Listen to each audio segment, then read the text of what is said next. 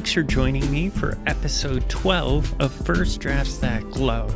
My name is Avon, or Nails That Glow, depending on how you know me. And I just really want to thank you for joining me on this journey. This has been 13 weeks of doing a story every week. And yeah, they've not all slapped, they've not all been bangers. But that's part of this project, to push myself to write and to hopefully entertain you with some good story ideas. Maybe it'll seed something in there and that you'll be like, oh hey, I like that, there's something there. And if that silly Billy can do it, maybe I can too. And yes, I am wearing a Discovery shirt, and yes, I am wearing a Strange New Worlds science badge. I know that may seem a bit strange to you, but I don't care. I don't care. I'm a Star Trek fan. I am a Star Trek fan.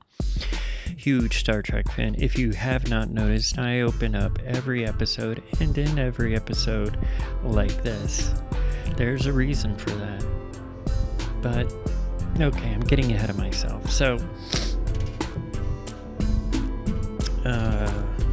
what was I going to talk about? I can't even remember what I was going to talk about, really. It's October, and we're gearing up for Halloween, and so many people online are just being absolute shit, and it sucks. And I just want you all to know that you're beautiful, and you just need to love each other. That's all you need to do. You don't need to understand everybody. You don't need to agree with everybody. But if you're coming from a place of hate, then something's wrong. That's just the truth. If you live with love, you can't really go wrong. But last week's story, that was super great. And if you notice, sorry about that. If you notice, I am still in a strange location. Wow. I am in the depths of somewhere. Where am I? Where could they be? Oh no! Alright, I'm being a little silly. But there are two cats here. One of them is currently playing with a paper bag and some paper, and the other one is staring at me like a gargoyle on Notre Dame. But, that's what cats do. Next week, I'll probably be filming in my normal surroundings. If not, I will make these surroundings look... what is it with people with loud motorcycles? That is so weird. I don't know if you heard that, but if I come back here to film again, I'll definitely bring some more of my lighting gear and definitely at least Skeletor and Evil Lyn, because I've really gotten used to them being in the background of my shots. Also my lamp, and some of my giant Funkos. I miss my Funkos. I never thought I'd say that. I miss my Funkos. Anyways, like and subscribe. Tell your friends. Share this. Comment below. Let people know what you think of this. Even if you don't like it, that's fine. I'm not really doing this so people just lavish me with compliments all the time. I know these aren't perfect. I know there's probably some inconsistencies, some style inconsistencies, some tense inconsistencies. That's the whole point of this project. This is called First Drafts That Glow. And it's important that they stay in that kind of format, because I want to see how I grow as a writer as I do this project. Because sometimes you're writing under a severe deadline and you just need to get something out. And there are people who are better at keeping an eye on grammar and tense and making sure things are, fluid, but they may not be so great at actually like thinking of a story or something. We all have our own strengths, and I never really liked rules.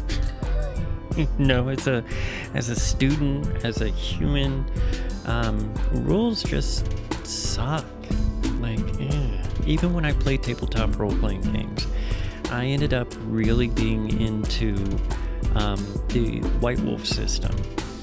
And that was mainly because it was called the storyteller system. You only use one kind of die, and it was baked into the rules that if the storyteller said this is how it's going to go, the players had no place to argue, because the storyteller was in charge of getting the story across. And unlike D&D, and certain other multi-dice systems, with the exception of Amber, that's one of the cats is getting kind of kooky. Come on, cat. Sorry about that. The dice systems, with the exception of Amber, which was its own beast. And if you don't know what I'm talking about, go look up the Amber system. I don't know if they've updated it or anything. I just remembered it recently. Man, that game was fun. I did some stupid character creation stuff in that game because it lets you. But yeah, so tabletop role-playing games, I was huge into the idea that, the Dungeon Masters is much tied to the rules as the players in D&D, but in White Wolf and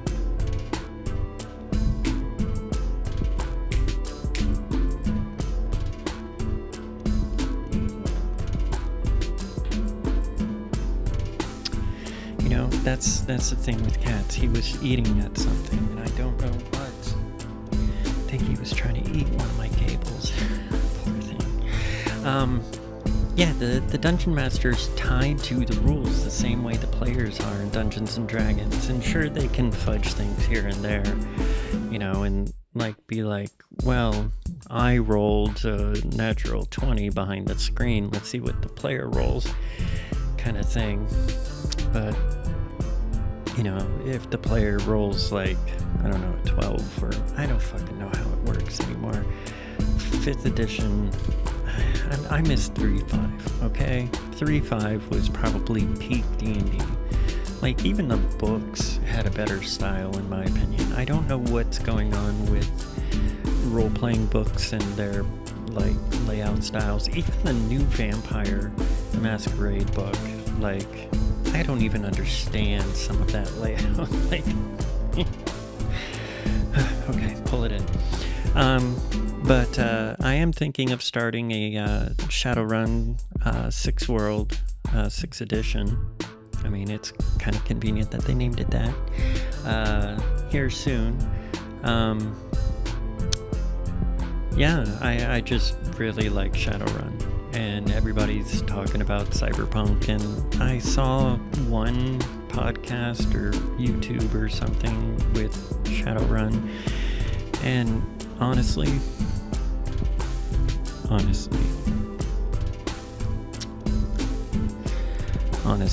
I was not a fan. Don't at me. I mean, we all have our own styles. And my Kindle shut off. I guess I should get to the story. I'm just rambling like I do. And if you hear some knocking and some banging, it's this next door neighbor. He's some kind of, I don't know. I don't know. I thought I waited until everything would be cool and chill, but for some reason they're nailing stuff. So between the cats and a weird neighbor, this is where we're at.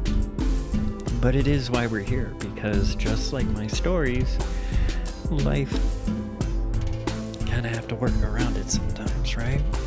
I mean, what good would life be if it was all the same all the time? If it was all basically the same. That would suck. Anyways, I'm gonna do this a little carefully because I kind of miss doing that. I'm still getting used to the boom arm, and I figured out some settings so some of the background noise from last episode should not be affecting us this time. And, I put the microphone up a bit differently, so I hope you like it. Do you like my voice? Do you? I bet you do. I can be close up to the microphone like this the whole time, but then you can't see me smile and be all cute. We'll figure out how to make it all work properly.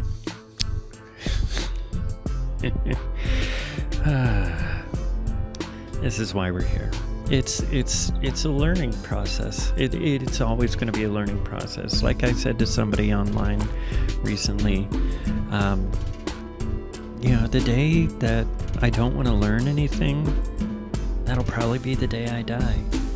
Because I'm done. Stick a fork in me. If I don't want to learn anything, something is wrong with me, and I'm likely about to die. What do you think about that? Anyways.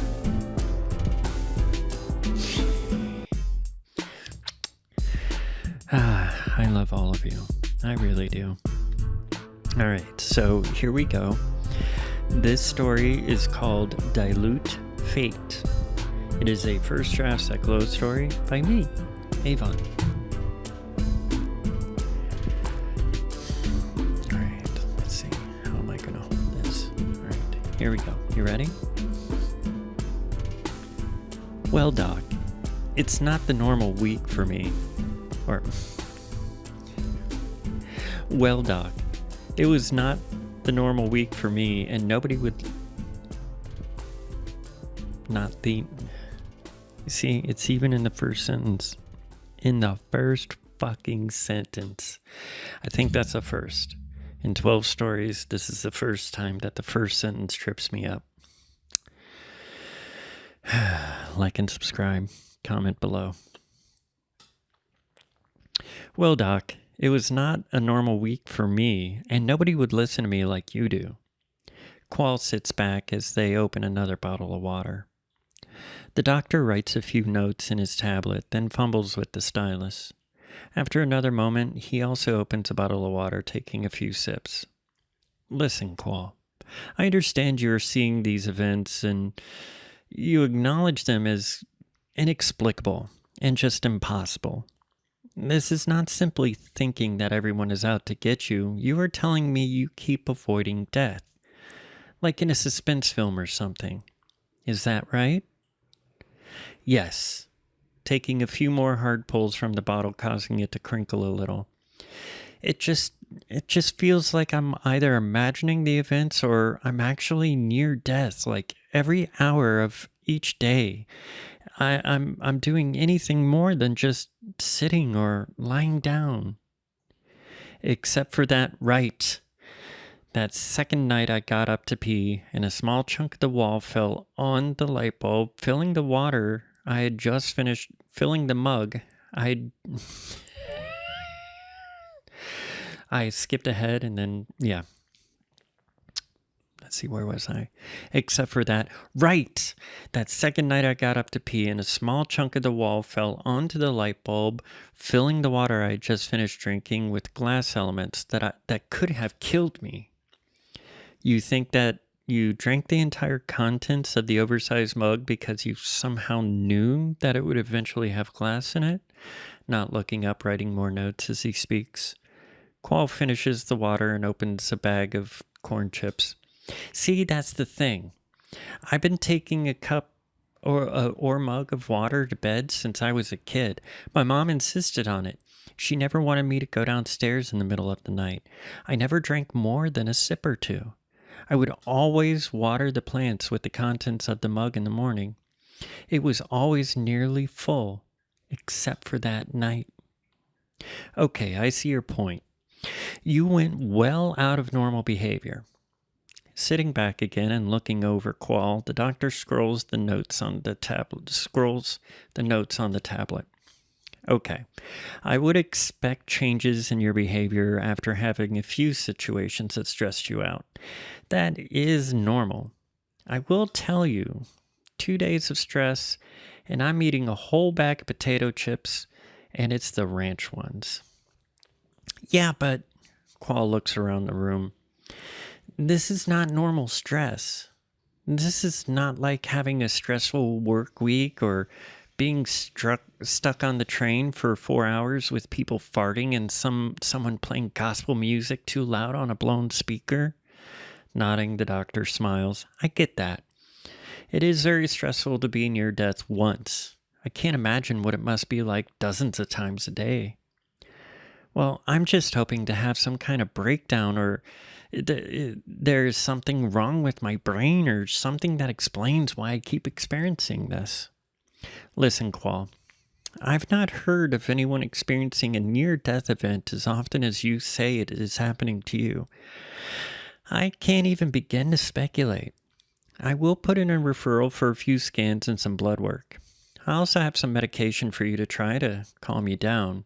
Since we still have a little bit of time, you stopped at last night. Yeah, I was just getting off the phone with my sister. She had written off what was happening to me as taking drugs or drinking that one gothy drink, the one you pour over a sugar cube or whatever. Absinthe. But I thought she knew you had been sober since last year, the doctor said. She does. Qual looks down and sighs. She just thinks I'm tripping and told me to leave the family out of my delusions this time around. Qual, I'm so sorry she said that to you. It's okay, Doc. She was that when... She was that way when I changed my pronouns in high school. She assumed I was doing it to get along with the drug kids better. If I recall, they ousted you soon after as well. Yeah, that's when I started getting into the heavy stuff and started seeing ninjas in trees and waking the house up because I thought the cell towers were killing our reproductive abilities. The doctor sips slowly from the water bottle again, making a strange face after. A few more sips followed by a burp. Sorry, we don't have to talk about all of that. Just pick up at last night. Okay, I was outside talking to one of the building's new tenants. She was trying to figure out if I had a dick or a pussy. Clearing his throat, the doctor raises an eyebrow at Qual. Sorry, she was trying to figure out what equipment I was born with. I think she was just being nosy like some cis people are. She was sucking on this vape stick the size of a large candy bar, and I was upwind from it. She was constantly surrounded by this sickly sweet smell that partially drifted to me when she talked. Another water bottle open and a few pulls. After a little bit, she was curious why I was outside if I did not smoke.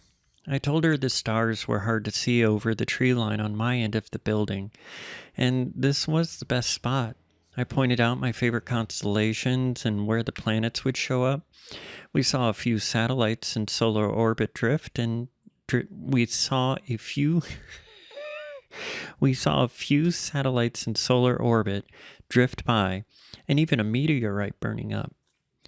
Qual stops and closing their eyes. The sound of sobbing laced with murmured words come from their lower head.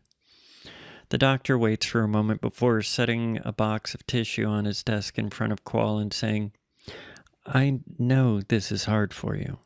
I know some of the details, but I need to know how this is a situation where you avoided death. Looking up with red eyes, Qual sniffs and huffs a few times, goes through several tissues and finishes the water they are holding. Well, see, we're on this small balcony. It's for the people of the floor to use.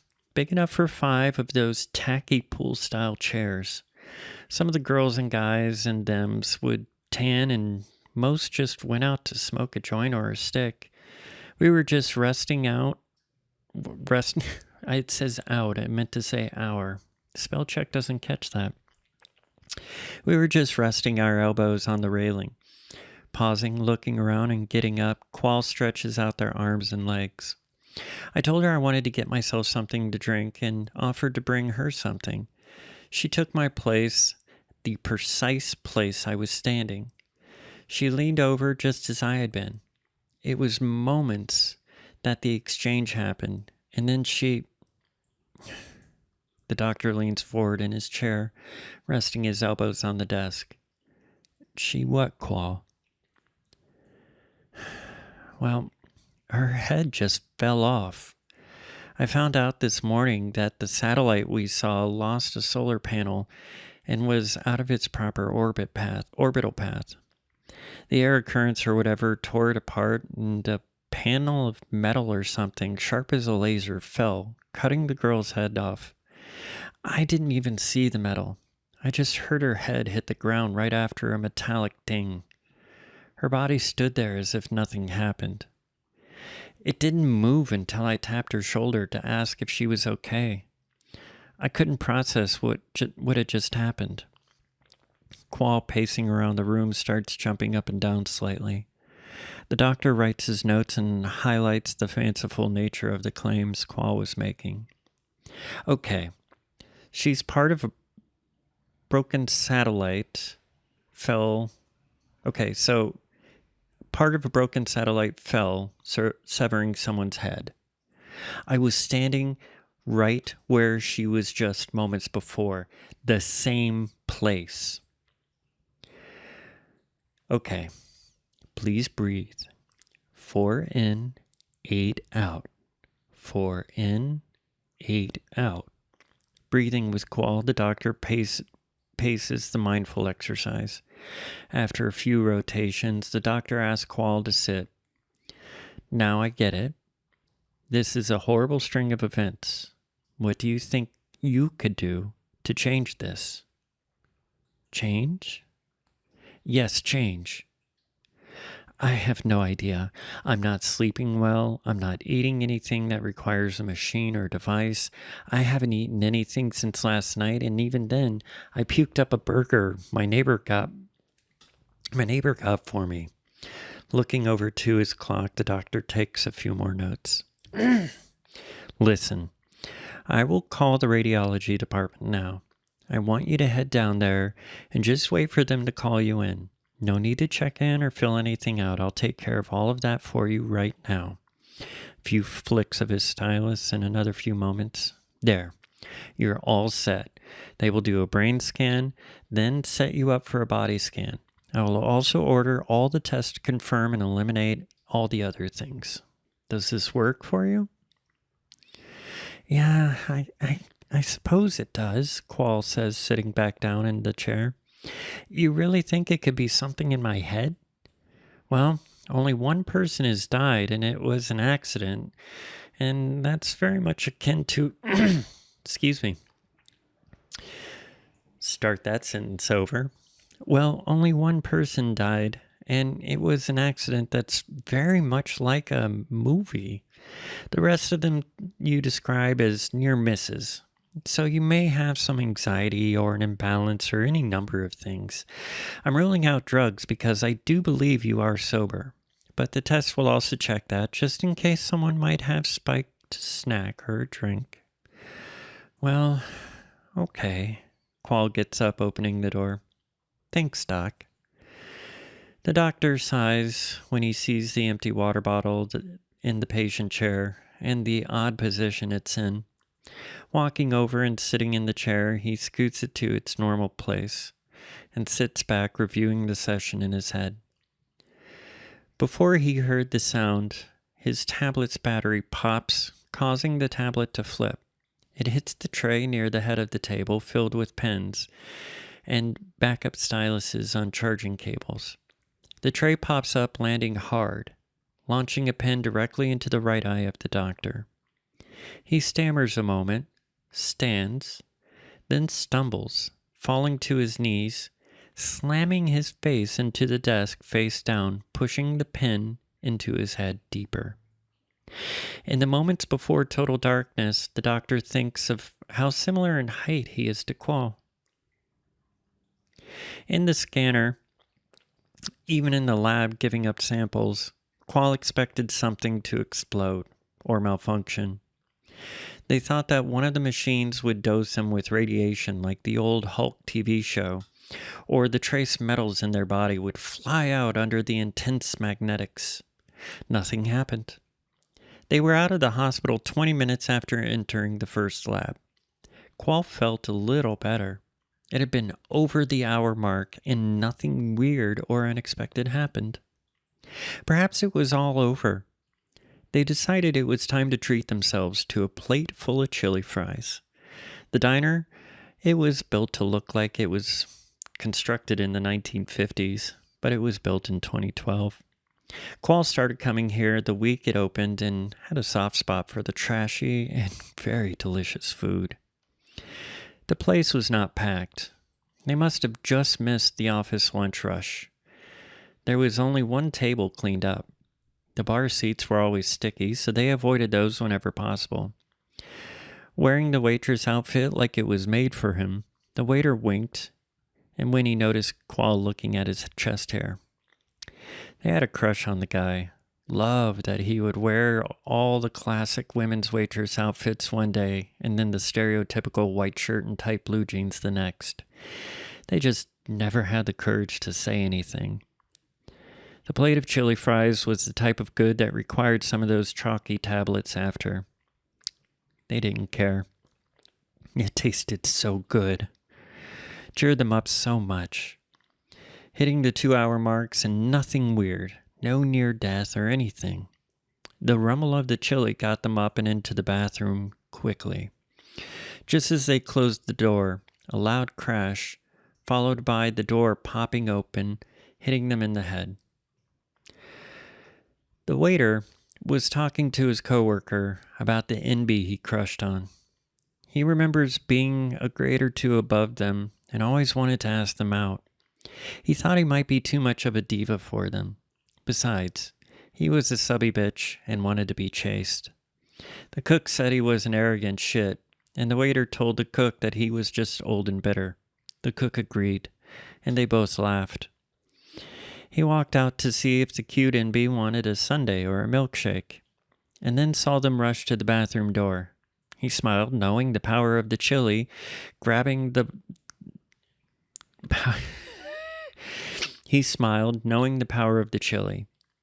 busing gear, he walked over to the table.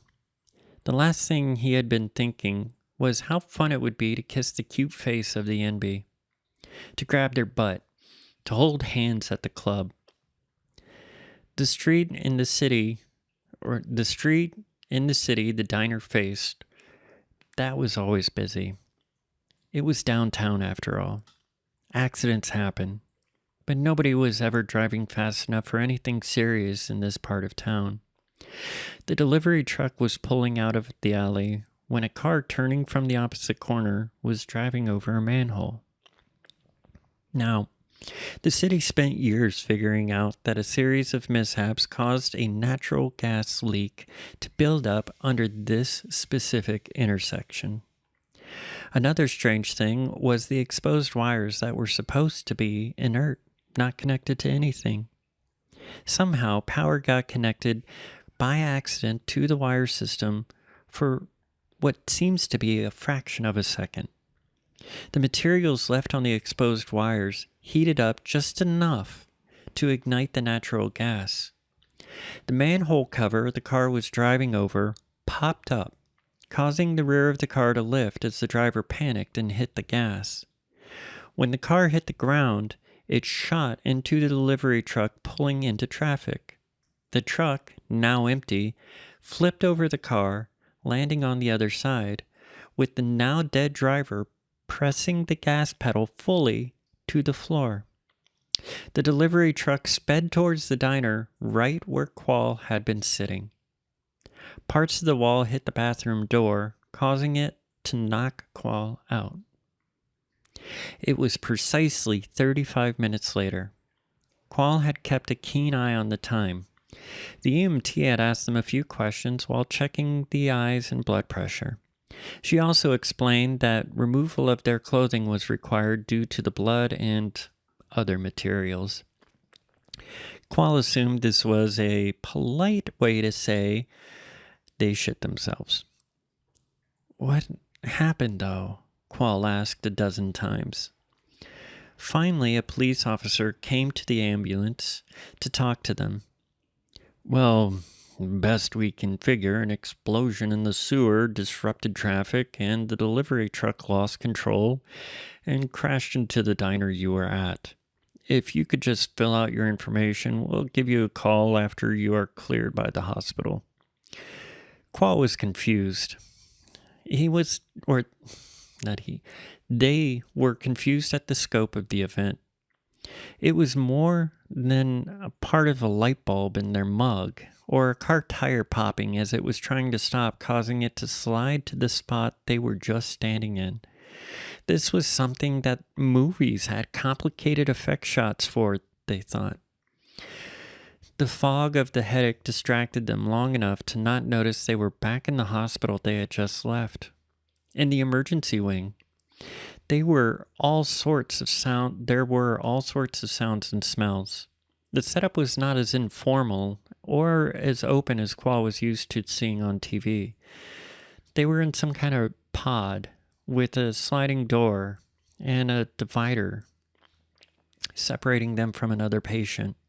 The staff was busy with the influx of people from the city block they were actually on. I don't know why I said actually there. The nurse came in, checked their saline drip and the other thing Qual didn't get a name for. The nurse instructed Qual not to remove the finger monitor unless they needed to go to the bathroom.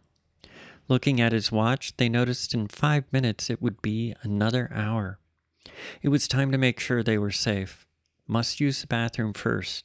If they died, they didn't want to die soiled. Getting out of bed and moving the drip bags with them, they get curious to see the other side of the partition.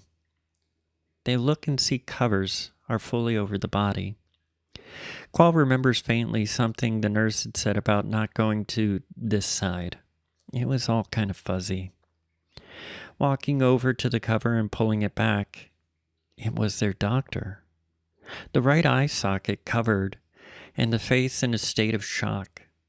Qual shudders and gasps, jumping back slightly as the tacky bottoms of the hospital socks hold them in place. Rushing to the bathroom, Qual empties whatever's left inside them, then had to deal with the rest. The sense of the world leaves it. A sense of the world leaves, and bright flashes start to fill their vision. Suddenly, a loud crashing sound jerks them back to the world. The bathroom door partially open. They look through to see 2 medical staff trying to hold down a man having a fit. His face is planted in the bed Qual was just in. His arms held off to the sides, both hands with scalpels. His chest covered in blood, and the materials of the bed cut and torn. The staff members yelling and struggling to keep the man still as the other approaches slowly with a syringe. The entire scene ends with a flurry of movement before the man is held down and the syringe is planted into his right shoulder. A few more medical staff come in, shouting over each other as they take the unconscious man and then the dead body in the other part of the room. After the noise, one of the nurses investigates the bathroom, making sure Qual is okay. The nurse leads them to another pod. Well, it is lucky you were not in that bed when that guy burst in there, the nurse said. You are seeing some action today. What is going on? Why was my doctor in the other half of that room? Qual tries hard to focus on the nurse. I'm sorry about that. I didn't know him. All I know is he had some freak accident and they rushed him down here when he was discovered. It was not long after he was found that the accident that brought you here happened. I'm sorry you had to see that, hon. The nurse fussing over the drip bags, making sure Qual was settled in the bed. What about the guy that burst into my room? Oh, he's been here since last night. My buddy said he just woke up screaming and rushed into your room blindly. The bed was all cut up and he had some of the sheets in his mouth. I can't imagine what would have happened to you. Nothing like that happens in real life, at least not here. This isn't one of those dumb medical shows. Qual sighs. Yeah, life isn't a movie, unless it's interesting enough for them to make one about it. Even then, they make up a bunch of stuff to enhance the story, I hear, the nurse shining a light into Qual's eyes before stepping back. If you need anything, some juice, some ice chips? I can't get you actual food yet. Doctor still needs to look you over. How long? Oh, it'll be within the hour, 2 at most. Smiling, the nurse leaves, immediately being flagged down to another pod. Qual starts to think. The events were more insane. It felt like they were in an entropy machine and that's why we're here. Okay. Qual starts to think. The events were more insane. It felt like they were in an entropy machine and were some sort of error the program was trying to edit out. They couldn't even think of the various levels of chance and probability that would account for all of this. Once they had heard of the chance of getting struck by lightning was so much higher than winning the lottery. Even so far as possibly getting struck twice, being more likely. It gave them a headache. Focusing on the other events, they tried to recall the first one, the first event that happened. They remember talking on the phone with a guild member about a raid, possibly switching it up to another game. The microwave door was being weird. It popped open twice. The microwave shut down when the door was even partially open. No big deal. He didn't notice the foil his sticky hand left in the microwave. The burrito caught fire and the door popped open, just as the burrito exploded, sending napalm-like bits of refried beans in a cone out from the microwave. Hilarious to Qual at the time. Now thinking about it, more of a horror movie opening. The door was always iffy. Finding the bit of foil and laughing about the exploding burrito was the most logical way to deal with the silly and improbable event. Some of the others not as clear. They remembered the air conditioning falling out of the 5th-story window right behind them. They only moved forward because the sunlight was making their phone screen a little washed out. Later that day, letting a guy go across the threshold of the train first to see them slip, hitting their head before the door snapped shut and the train took off. Qual wonders if that had been another death, and why they were thinking of it now. Checking their watch, it was now getting close to the next hour mark. It had taken whatever was happening a week to get them into a situation where they could not get around very well. Anything could happen before the slowed reaction time could take command of their body to save them. 10 minutes, they say over and over while tagging the alert button. A new nurse comes in with a big smile. Well, how are you? Pulling the info screen around, tapping the badge on the security pad. Qual, what can I do for you? I need to leave now, Qual says flatly. Well, I just got here and I see the doctor needs to see you first. You also may have internal bleeding and a concussion, so it's not looking like you're leaving today. Checking over the drip tubes and their pulse. You do feel a bit warm. Do you have an unpleasant taste in your mouth or see anything like lights or patches of color or darkness? As she asks, she gets a thermometer and scans Qual's head, then types information onto the digital info sheet. No, I just need to be somewhere else. Sorry, my friend. We have to keep you here and make sure there's nothing seriously wrong before we can do that, and we have to keep you overnight anyways. Closing the monitor and looking over the space, the nurse smiles. Let me get you some juice and some ice chips. No food yet, sorry about that. Would you like access to any reading or media? If you have the remote for that screen, that would be swell, Qual says, gasping slightly. Sure.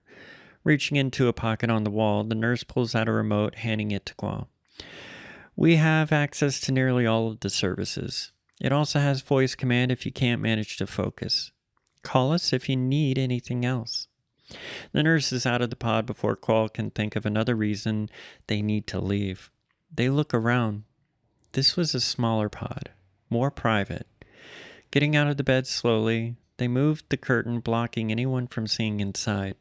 They fully close the sliding door and checks every surface. Looking at things is not easy.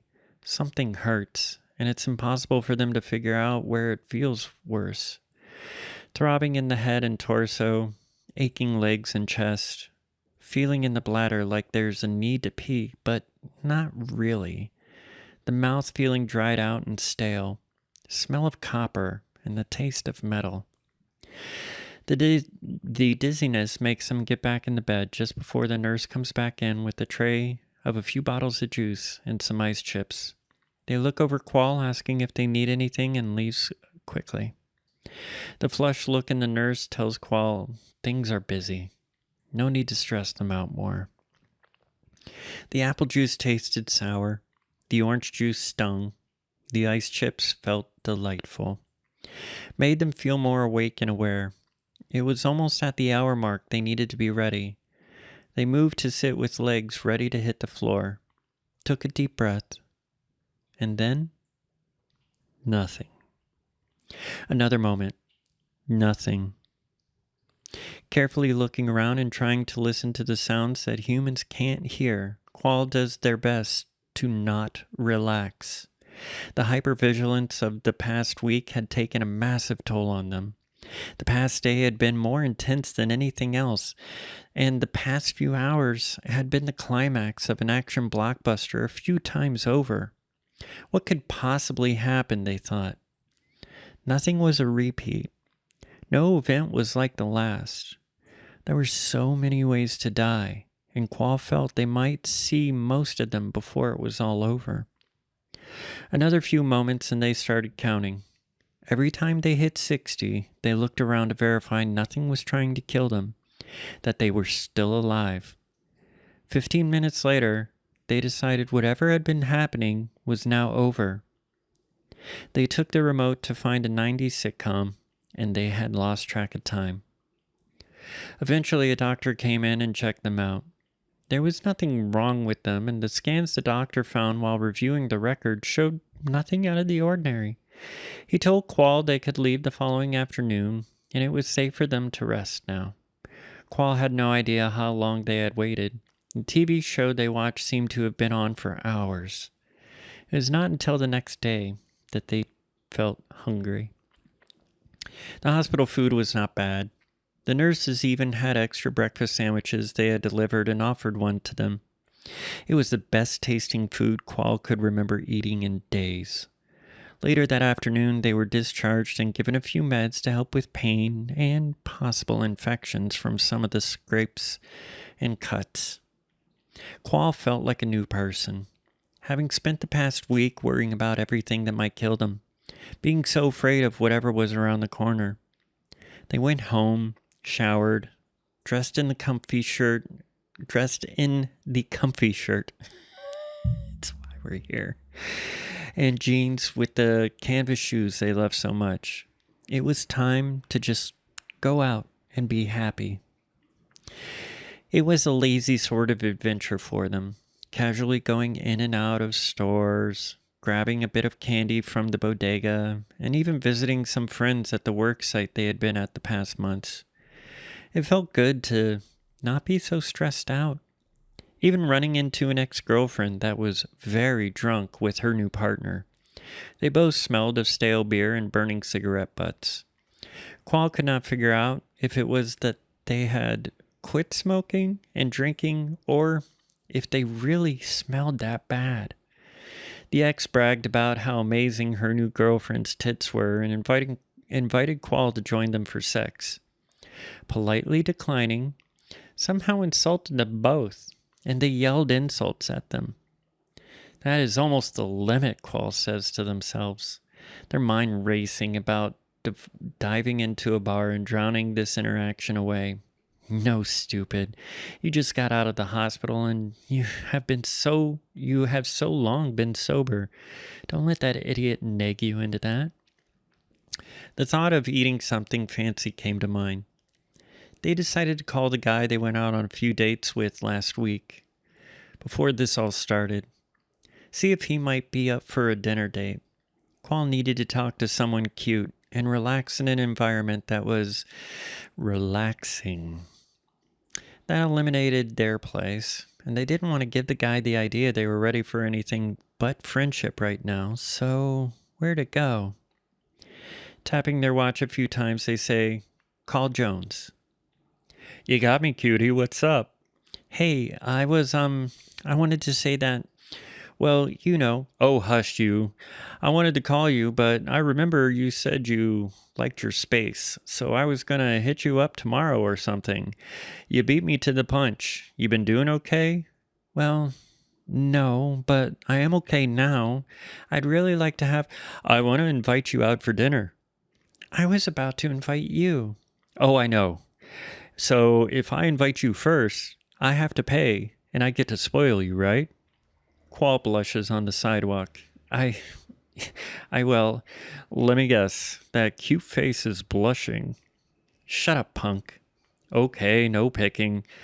There is a delightful sushi place called the Great Squid. I haven't been there yet. You want to go there?" "That sounds nice. I'll get a car and meet you there soon." "See you then, Qual, you cutie." "Later, Jones." Qual immediately feels better. They get a rush of energy as they flip through the various settings and tell the watch what the restaurant's name is. The car gets them, and they are standing in front of a cozy place with an old-fashioned Japanese look with some very American touches. The staff behind the sushi bar dressed in the telltale uniforms with steel faces focusing on the task at hand. Getting lost in the poetry of the place from the outside, Qual doesn't notice the tall bearded man standing next to them until he leans to the side, touching their shoulder to Qual. "Hey there." Qual turns with a smile, reaches up to hug around his neck, and then kisses him. "How are you, handsome?" "Better than you, it seems. Gosh, what happened?" "Let's get a table and I'll fill you in." They get seated and the conversation goes chaotically, with Jones asking questions to understand details here and there.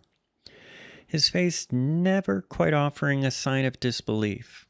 After 20 minutes, they decide it is time to order something more substantial than the delicate seaweed soups they had decided to sample.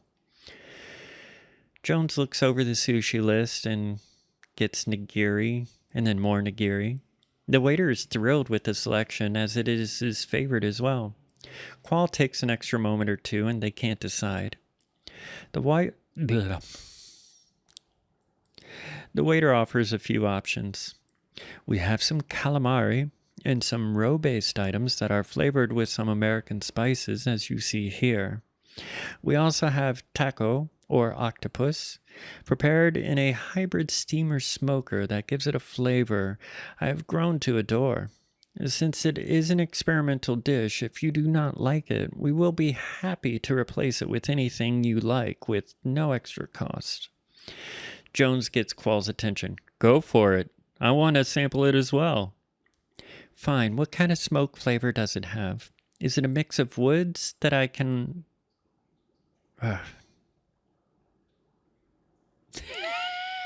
This is why we're here.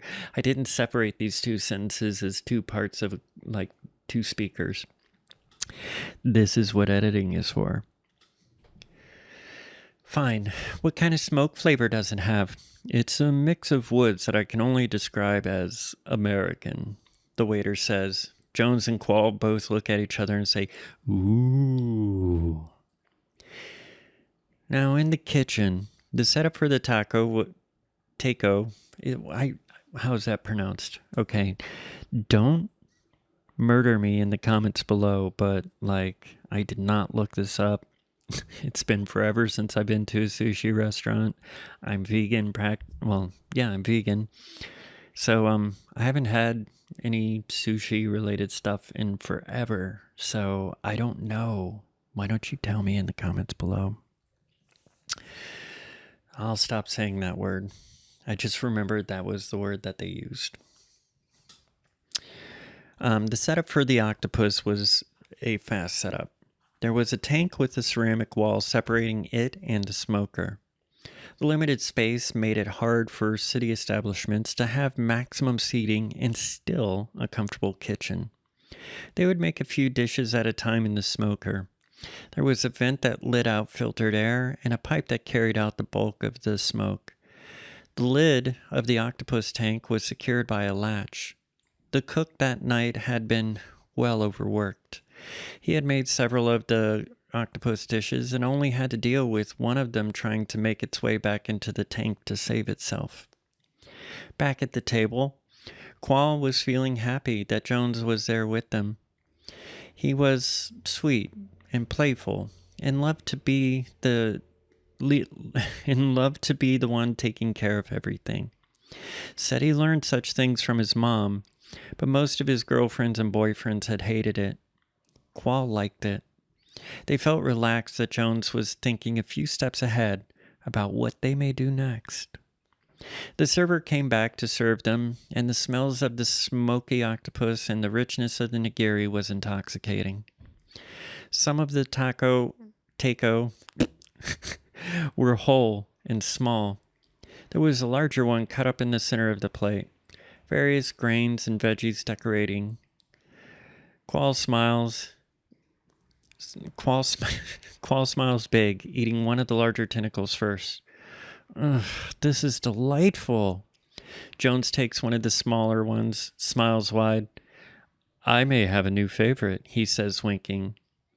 Qual can't take their eyes off the handsome man across the table as they fumbled the chopsticks to grab one of the smaller ones themselves. They put it in their mouth and immediately know something is wrong. The octopus in their throat is alive, and it crawls up the throat and starts down the windpipe. Its confusion in direction cuts off the ability to breathe for Qual. The creature continues down, crushing the delicate structures as it makes its way into the body deeper. Jones on the outside tries desperately to help Qual as their weakened state can't manage the stress of the day, and now a cephalopod making a destructive path down the windpipe. Moments later, Qual is blue, unmoving, Jones kneeling over them crying. The last thought Qual has before the light leaves their mind is, killed by an octopus. Fuck, that's dumb. And what'd you think of that? I really like that. I mean, you know, of course, there are some flubs in there. I could have, you know, not had some of the mistakes that were in there. I did jump around a bit, but like, excuse me. I don't know why I'm burping. I haven't eaten anything in a minute. But I know I jumped around a bit, but I think this would have made a really great comic book or graphic novel story.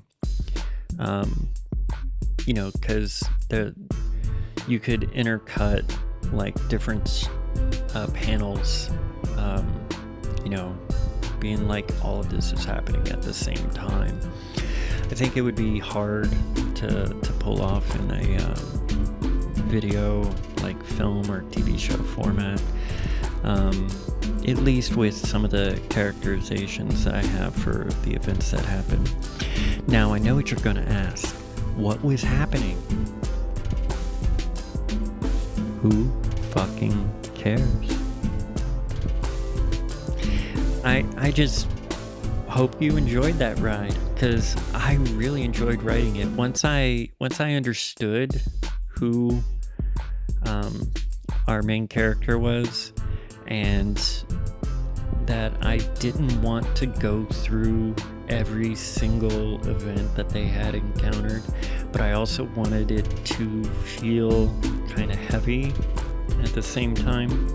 So like they've been going through this for a week and they feel like it's been happening every hour. Like of course they're gonna feel crazy and exhausted and things are just gonna seem way out of proportion for them. And whatever force was involved with this, or forces, you know, I mean you could even argue that there's two forces fighting here. You know, one trying to keep them alive and the other actively trying to kill them.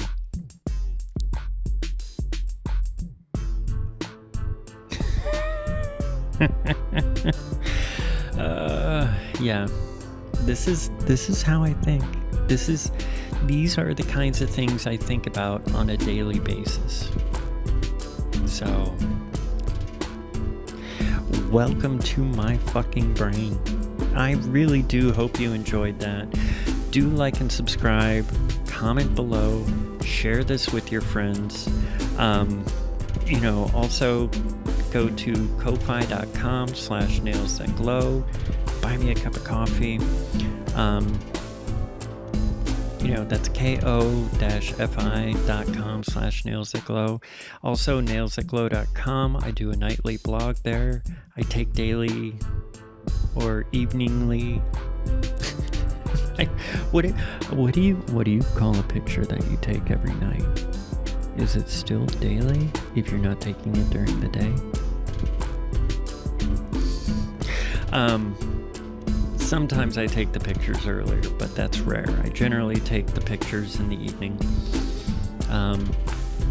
Ooh, did you hear that? Did that come through? My jaw just popped. I don't know what's happening with my body. I am evolving. You know, if you haven't been to my blog, I really encourage you to go check it out. It is chaotic, but I started it the day I started taking hormones, and it also recorded my time in recovery and has been following me as I mentally and physically change. So, you know, my face is slightly different, my outlook on the world is different. I mean, you know, between hormones and sobriety, shit's cray. Shit is cray, let me tell you. And, you know, I don't mind if, you know, you're out there and you're getting high or drinking, you know, some wine while you're listening to my show here. I just don't do it. I was having a problem. I couldn't focus on life, and I do feel much better. So, you know, we all have our own demons, and we all deal with things in our own ways, and we all need space to do that. We do. But also visit me on Twitter as I shift gears completely dramatically at First Drafts Glow or Nails That Glow on Twitter. As always, do you see a theme here? I hope you do. And I should be recording my first Abstractions That Glow either after this or early tomorrow. It's taken me time to make original music for it. I'm just snobby like that. It's not really complicated stuff. It's yeah, I just wanted it to sound a certain way, and I think I got it. I mean, you know, I made this music that you're hearing now. Anyways, again, just thank you for listening. Episode 12, Dilute Fate. I'm so happy that you joined me this episode. Please join me next week. It'll be another horror story. I might go much darker for that one. I know I haven't quite dove into some of the horror tropes, and I think I've got a few of them that I'm a huge fan of that I still haven't touched on. So probably gonna do that. I know it's weird that I'm wearing a sci-fi shirt it glows, but I don't have the right lighting for that right now. But yeah, anyways, I am rambling. Please like and subscribe. Please tell your friends. Please come back next week. Please comment below. I have been Avon, or Nails That Glow, and I love you.